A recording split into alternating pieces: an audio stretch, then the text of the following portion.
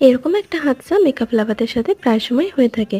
এরকম হলে ভয় পাওয়ার কিছু নেই। আমার ভিডিওটা দেখো, শিখে নাও কিভাবে তুমি তোমাদের ফেভারিট প্রোডাক্ট ভেঙে যাওয়া থেকে ঠিক করবে।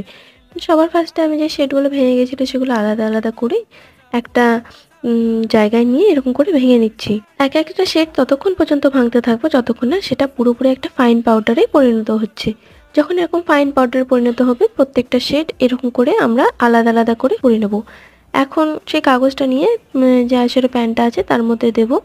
আর এখানে আমি ফার্স্টে প্যালেট নাইফ নিয়ে ভালো করে একটু স্প্রেড করে নিলাম। দেন একটা স্কোয়ার শেপের লিপস্টিক নিয়ে সেই আইশ্যাডোটাকে ভালো করে প্রেসার দিয়ে দিয়ে আমি বসিয়ে নিচ্ছি প্যানের মধ্যে ভালো করে। আর এখানে রাবিং অ্যালকোহল বা কিচ্ছু দেওয়ার দরকার নেই, শুধু ভালো করে প্রেস করলেই এটা পুরোপুরি সেট হয়ে যাবে। দেখো, এরকমভাবে প্রত্যেকটা শেড আমি আইশ্যাডো প্যালেটে ভরে নিচ্ছি এক এক করে। আর এখন ব্র্যান্ড নিউ প্যালেট তৈরি। আমি কখনো ভাবতেই পারিনি যে আমার ফেভারিট প্যালেটটা আমি আবার আগের মতো করতে